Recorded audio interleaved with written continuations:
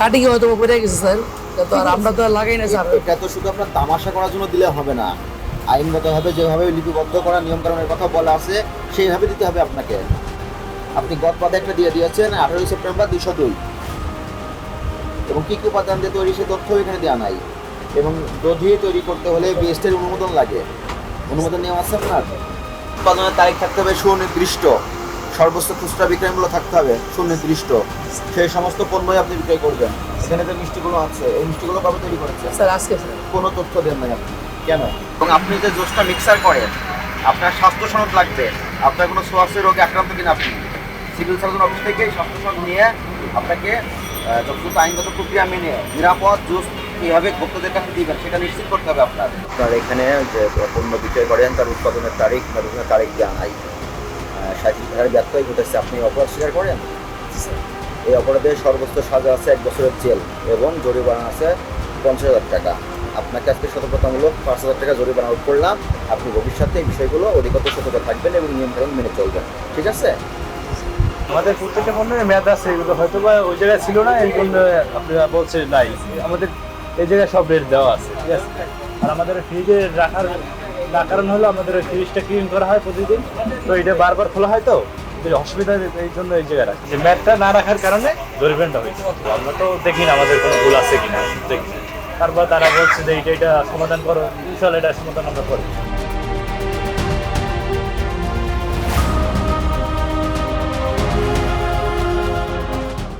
এই প্রতিষ্ঠানের দেখেন কোনো গরম ঠিকানা দেওয়া নাই, ওনারাই থাকতে পারতো না। মেডিসিন হলে তারা একটা আর নাম্বার থাকে, আপনার জানা আছে, এটা তো সেই নাম্বার নাই। 6/26 মেয়াদ আছে, আপনি যখন দিবেন কাস্টমারকে দেখাবেন যে এইটা এই দেখেন 6/26 মেয়াদ আছে, আপনি এই অংশ থেকে কেটে দিবেন। আপনি তো এই থেকে এই হিসাব থেকে যদি দেন, যেমন এই ওষুধ যেটা করছেন এই মেয়াদের থেকে দিচ্ছেন, এই জন্য এখন বোঝার উপায় না এটা কি মেয়াদ আছে কিনা, বোঝার উপায় আছে না। এগুলো যে নিম্নমানের পণ্য, কোনো বৈধ অনুমোদন নাই, এটা তো আপনি স্বীকার করেন, কিন্তু এগুলো করা যাবে না। প্যাকিংয়ের তারিখ হতে 14 মাসের মধ্যে ব্যবহার করুন। তাহলে প্যাকিংয়ের তারিখ কত? প্যাকিংয়ের তারিখ দেওয়া নাই। তো এই যে ওষুধটা এটার মেয়াদ কীভাবে বুঝবেন? আপনি কীভাবে বুঝবেন? আমি তো মনে করবো যে আপনি মেয়াদ উত্তীর্ণ জিনিস আপনি শোনেন, আমি যদি বলি মেয়াদ উত্তীর্ণ ওষুধটা আপনি এই কেটে কেটে এক পিস করে রেখে দিচ্ছেন, বুঝতে পারেন না? আমার কথা লজিক আছে, আপনি বলেন এখন আপনি যেটা করছেন এটা কি আইনগত হয়েছে কি না। ভবিষ্যতে অনুমোদনবিহীন এই ধরনের ওষুধ রাখবেন না। আর এই যে মেয়াদবিহীন কোনো ঔষধ বা অন্যান্য কোনো পণ্য এগুলো রাখবেন না, ঠিক আছে? আর মেয়াদ অবশ্যই এমনভাবে রাখবেন যেন মেয়াদ বুঝে যায়। গ্যাস্ট্রিকের ওষুধ 2টা করে কাইটা রাখে, তো এটা দেওয়া ডেট তো এক সাইডে এক পাশে লেখা থাকে। আমি যদি একজনের দুইটা দিয়ে দিই ওইটা ডেটের সাথে জায়গা, তো আর যেগুলো আছে আরও 5-6টা এগুলো তো ডেট ছাড়া, ডেট লেখা থাকে না, এই জন্য আর কি ঝামেলা। এখন কাস্টমার যদি খুচরা নেয়, অনেকে আছে পাতা নিতে চায় না, এক পিস করে নিতে চায়, এক্ষেত্রে আমাদের কাইটা দিতে হয়, এই জন্য আর কি ওই ডেটটা আমাদের কাছে থাকে না অনেক সময়। দেশব্যাপী নকল ভেজাল এর বিরুদ্ধে অভিযান চলতেছে, তারই অংশ হিসেবে আমরা আজকে কারণ বাজার অভিযান পরিচালনা করলাম এবং এখানে আমরা কয়েকটি খাদ্য প্রতিষ্ঠান এবং ফার্মেসির উপরে মনিটরিং করলাম।